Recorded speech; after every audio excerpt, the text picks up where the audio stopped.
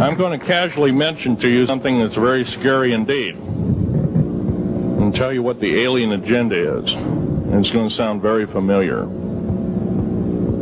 The alien agenda is the complete takeover of this planet, the killing off of 5, 6 to 7/8 of the world's population by the year 2029. U.S. military has known about this for 45 years. They've told no one.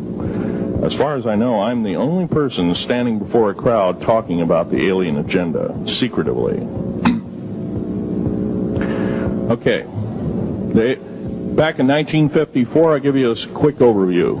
There was the created 1954 treaty where Eisenhower signed a pact with the known alien species of the time. There were 3 at the time. And said that we're going to deal in high technology, but you can take a few head of cattle and a few human beings and you can experiment on them. It's unthinkable. It's stuff straight out of the Nazi death camps, and I'm kidding you not, it's plain BS, and it's got to stop. Now, the created 1954 treaty had been violated. After the great firefight, the alien-human war, I am the only living survivor talking about it worldwide at all. Only one. The other 2 are in nursing homes in Canada, and the Canadian government refuses to allow any U.S. people, including myself, to talk to them because they are afraid of kidnapping. Probably the reason I got shot to pieces and 11 attempts on my life is I am a direct threat to the entire system. The New World Order, the alien agenda, is one and the same. It's world takeover and the decimation of the population of this planet. Now, I'm going to tell you something a little bit different about the alien species. The bad news ones, there are 9 races of alien populations.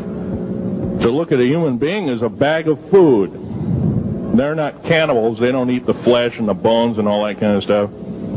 They use the glandular secretions of animals and human beings as a mixture of the vitamins for their food. They get high off of our adrenal gland substances called adrenal chrome. It's something like cocaine to them. Now, what can we do about it?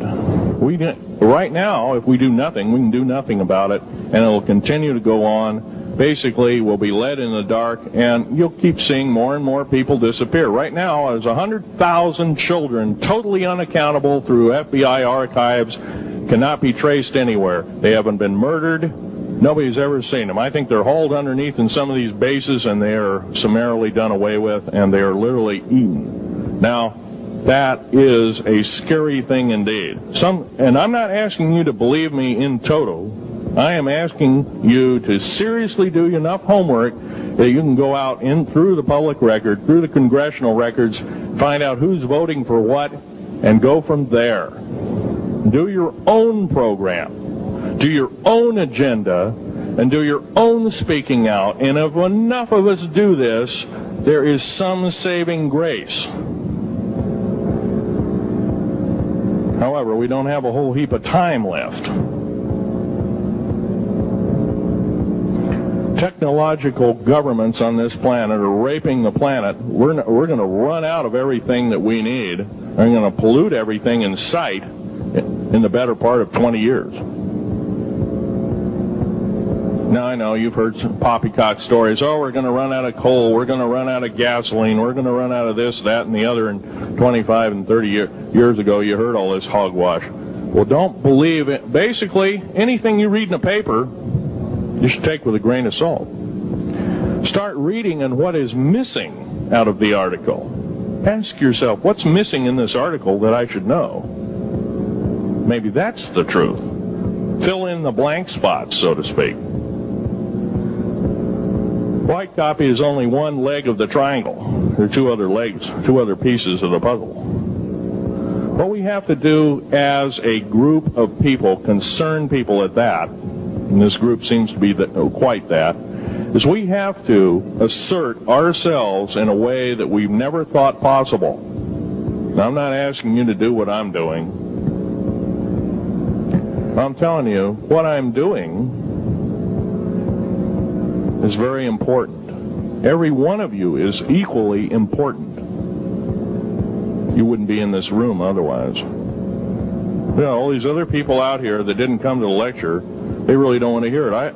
Yesterday I heard a fellow who says, I'm sorry to say I belong to this military organization, that militant organization. I don't believe in the alien question. There's no proof of it. And so I show him an artifact, and he says, well, that's nice, but that could be lead. Well, I happen to know this isn't lead. It scratches diamond, and it's harder than that. Here's a sapphire that I found. When we blew a mountain apart, all these sapphires fell out. And sapphire has a hardness of 9 right next to the hardness of a diamond. This thing scratches the heck out of it. Just tear it apart.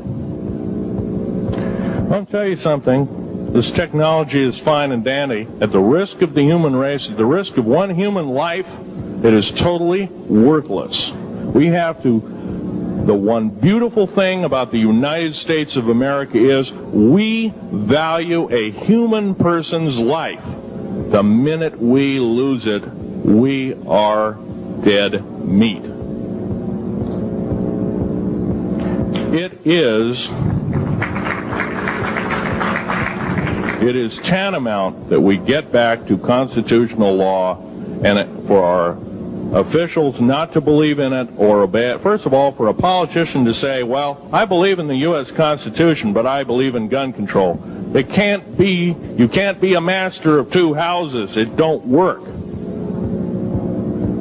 What you must do is tell that politician you are disobeying the Constitution of the United States that you're sworn to uphold, and you are in treason territory.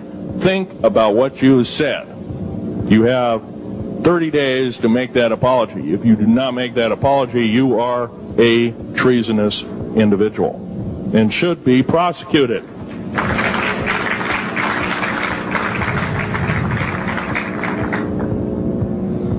Now, there's a few other things I want to run by you, and they're kind of in rapid-fire order. Area 51 is only one base, one of the 131 bases. Of these 131 bases, I call Area 51 a mega base. It's got more than one base in it. It's Tonopah Test Range, Area 51, S2, S4, Groom Lake, and a host of others.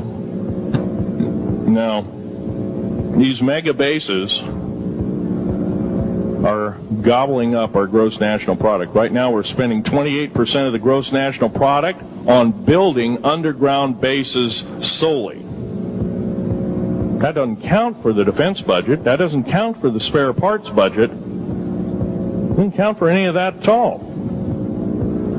And the black budget is dead wrong. It sidesteps the United States Congress and its Constitution of its people and says you're a bunch of morons, you don't need to know. Well, a need-to-know basis is an executive order written during the Eisenhower era right after the Greada 1954 treaty, and is treasonous and illegal in this country and should be overturned and abolished.